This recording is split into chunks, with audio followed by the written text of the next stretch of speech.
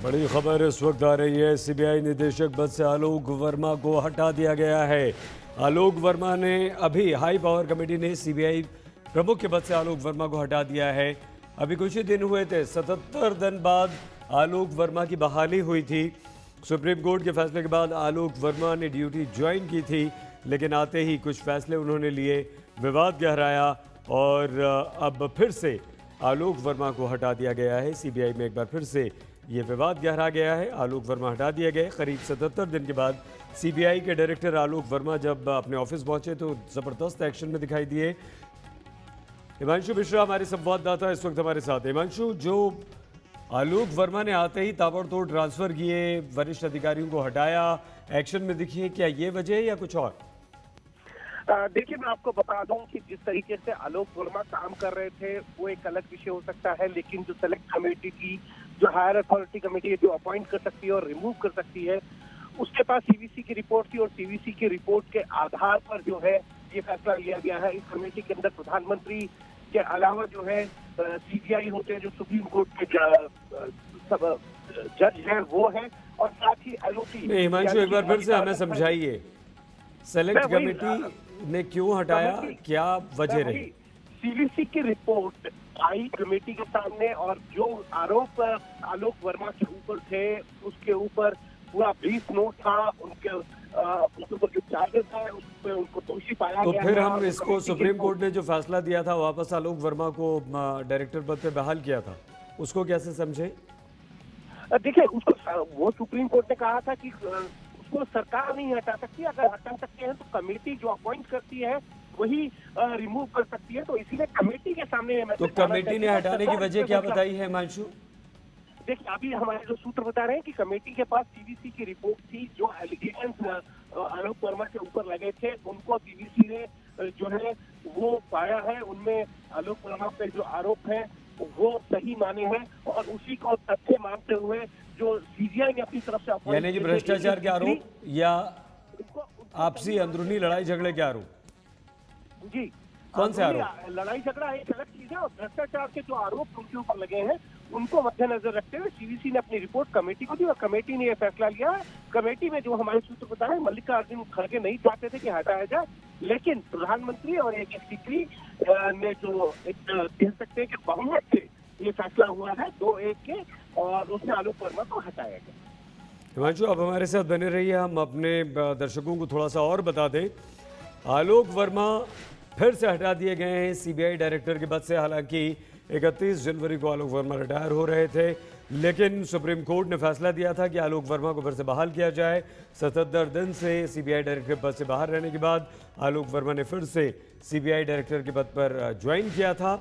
आते ही उन्होंने कई ताबड़तोड़ फैसले किए, लेकिन सेंट्रल विजिलेंस कमीशन में उन पर जो आरोप लगाए गए थे उसके मद्देनज़र सेलेक्ट कमेटी में एक बार फिर से चर्चा हुई। सेलेक्ट कमेटी ने इस फैसले को फिर से पलट दिया है। ये बैठक हुई और इस बैठक में प्रधानमंत्री नरेंद्र मोदी के अलावा विपक्ष के नेता मल्लिकार्जुन खड़गे, जस्टिस ए.के. सीकरी शामिल हुए और इस बीच आलोक वर्मा ने कुछ अधिकारियों के तबादले भी कर दिए थे। लेकिन खबर ये भी आ रही है, जिस तरह से हमें हिमांशु भी बता रहे हैं कि मल्लिकार्जुन खड़गे इस पक्ष में नहीं थे कि आलोक वर्मा को हटाया जाए, लेकिन आलोक वर्मा को हटा दिया गया है। मतलब ये हुआ कि आलोक वर्मा पर सीवीसी में जो जांच चल रही थी, जो आरोप लगाए गए थे करप्शन के, क्या हिमांशु वो आरोप सही पाए गए या सीवीसी ने बताया कि आलोक वर्मा पर ये आरोप हैं और सेलेक्ट कमेटी ने उन आरोपों के आधार पर आलोक वर्मा को हटाया?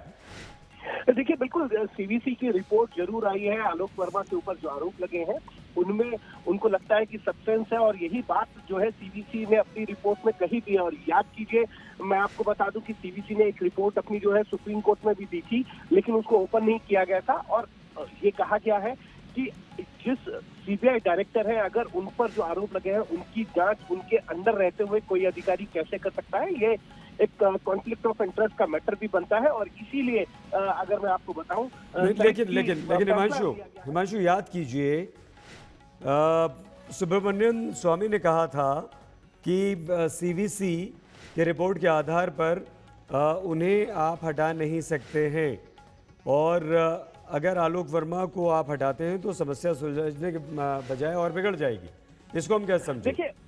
देखिए सुब्रमण्यम स्वामी एक कॉन्टेस्ट पे कह रहे हैं, वो ये कह रहे हैं कि सीबीसी की रिपोर्ट के आधार पर जो हटाया नहीं जा सकता, लेकिन सुप्रीम कोर्ट ने डायरेक्शन दी है और वो जो दिल्ली पुलिस एक्ट है उसके अनुरूप जो है उसमें ये कहा गया है कि जो कमेटी अपॉइंट कर सकती है वही उसको हटा भी सकती है। तो अगली कमेटी की बैठक के लिए उन्होंने कल सुप्रीम कोर्ट ने खुद डायरेक्शन दी थी और उसी डायरेक्शन के चलते हुए कल बैठक हुई और जो रिपोर्ट है वो सर्कुलेट हुई। इस रिपोर्ट को पढ़ने के बाद आज एक बार फिर से बैठक हुई और लगभग 3 घंटे तक ये बैठक चली है। सही, बहुत लंबी ये बैठक चली है, 4:30 बजे से ये बैठक थी। तो कहीं ना कहीं उस रिपोर्ट में जो तथ्य थे वो आलोक वर्मा के खिलाफ जाते थे और उसको लेकर आधार बनाते हुए AK सीकरी, जिनको CBI ने अपॉइंट किया था, वो और प्रधानमंत्री उन 2-1 से ये बहुमत हुआ और उसमें आलोक वर्मा को हटाने का फैसला ले लिया गया है। अब ये जो पूरा का पूरा मामला है हिमांशु, और उलझ गया है या अब हम इसे किस तरह से देखें, कैसे आगे बढ़ेगा ये मामला? देखिए, जो भी इस कमेटी ने काम किया है वो सुप्रीम कोर्ट की डायरेक्शन पे किया है। सुप्रीम कोर्ट ने कहा था कि अगर हटाना और ना हटाना वो जो है एक हायर कमेटी का अधिकार है, जिन्होंने अपॉइंट किया। तो 3 मेंबर की कमेटी होती है, 3 मेंबर्स में 2-1 का फैसला हुआ है और वो फैसला क्योंकि आप कह सकते हैं कि कमेटी का फैसला अगर डिसेंट नोट भी है मल्लिकार्जुन खड़गे का तो वो मिनट्स में जरूर आएगा, लेकिन फैसला 2-1 से हो चुका है। तो अब इस पर कोई बहुत ज्यादा मुझे नहीं लगता कि कोई कोर्ट जाएगा, क्योंकि कोर्ट का डायरेक्शन था। अगर फिर भी जाना हो तो ये आलोक वर्मा का खुद का अधिकार है कोर्ट जाने का। लेकिन क्या राकेश अस्थाना पर भी बैठक में बातचीत हुई हिमांशु? सही, एक बार अपना सवाल राकेश अस्थाना पर भी क्या बातचीत हुई है, क्या चर्चा हुई है? देखिए, ये कमेटी राकेश अस्थाना के लिए नहीं है और राकेश अस्थाना को जो अपॉइंट किया था वो इस कमेटी ने नहीं किया था, वो DOPT डिपार्टमेंट की तरफ से किए गए थे। क्योंकि CBI डायरेक्टर की अपॉइंटमेंट जो है वो इस हायर अथॉरिटी कमेटी से होती है जो 3 मेंबर की है। तो उसमें राकेश अस्थाना को लेकर मुझे नहीं लगता कि कोई चर्चा हुई होगी।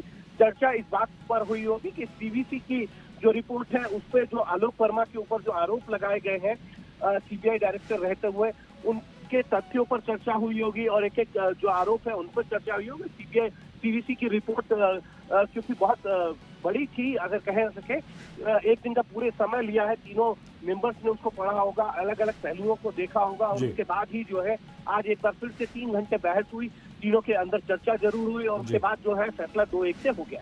तो इसका मतलब क्या हुआ हिमांशु? अब सीधे सीधे आलोक वर्मा के कदम को हम किस तरह से देख सकते हैं? क्या वो फिर से अदालत जाएंगे? क्या हम किस तरह की संभावना दिखाई देती है? सही, अब इस पर देखना होगा कि जो कमेटी है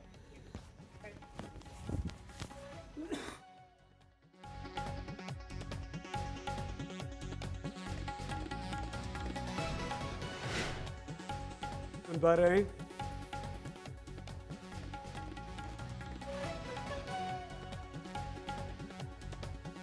हमारे संवाददाता हिमांशु मिश्रा से हमारा संपर्क यहाँ पर टूट गया, लेकिन बड़ी खबर इस वक्त यही है कि आलोक वर्मा CBI डायरेक्टर को